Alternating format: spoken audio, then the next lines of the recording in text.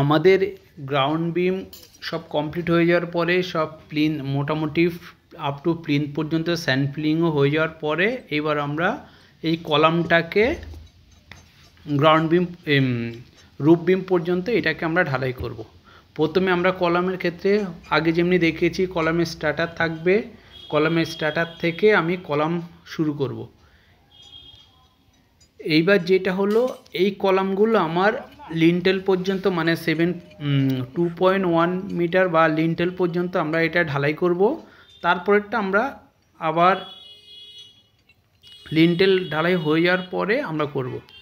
এই যে আমরা শাটারিং করছি আজকে,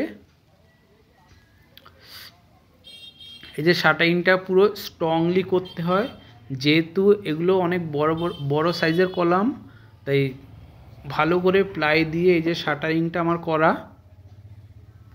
আর সাইড সাপোর্টগুলো আমার ঠিক করে দিতে হবে, সাইড সাপোর্টগুলো না হলে কংক্রিটিংয়ের সময় কলামের ফ্রেমওয়ার্কটা নড়ে যাবে।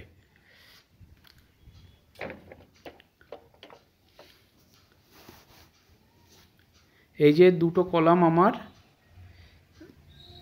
শাটারিং কমপ্লিট, এগুলোর ঢালাইও হয়ে গেছে মোটামুটি, অসুবিধা নেই।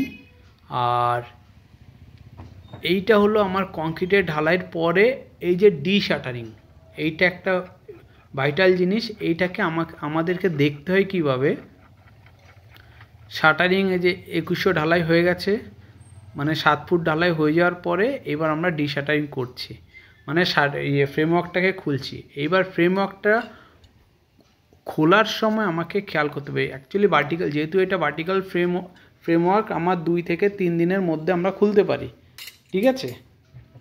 আর খোলার পরে আমার হানিকম্বিং বেরিয়েছে নাকি, মেন দেখার জিনিস হলো আমার এইটা, হানিকম্বিং বেরিয়েছে নাকি, কলাম ব্যাকা আছে নাকি, এগুলো আমাকে চেক করতে হবে। এই যে আমার একটু হানিকম্বিং বেরোয়নি, মোটামুটি কংক্রিটিং খুব সুন্দর হয়েছে, এই যে সুন্দর কংক্রিটিং হয়েছে, কোনো অসুবিধা হয়নি।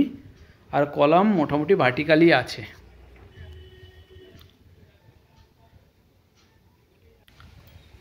আর এই যে হলো আমরা যখনই এইটা আমাদের সাইডে সবসময় অ্যাক্টিভলি আমাদেরকে দেখতে হবে, এই যে আমার কলামটা ভার্টিক্যালি আছে নাকি, এই যে আমরা এই যে হাফ ব্রিক এই যে ঝুলিয়ে রেখেছি, ইটগুলো ঘুরছে, এইটা একদম টপে বেঁধে দিয়ে, মানে আমার প্লাম্ব বা ওলনের কাজ করবে এই হাফ ইটটা বা আদলা ইটটা, এইটার সাপেক্ষে মানে দুটো ডাইরেকশানেই আমার আদলা ইট ঝুলানো, এই যে দুটো ডাইরেকশানে দেওয়া আছে।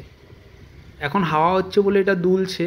এবার আমরা ভার্টিক্যালি কি করে চেক করব, উপরে এই যে সুতোটা আছে, সুতোতে টেপ ধরে আমরা এটাকে করব।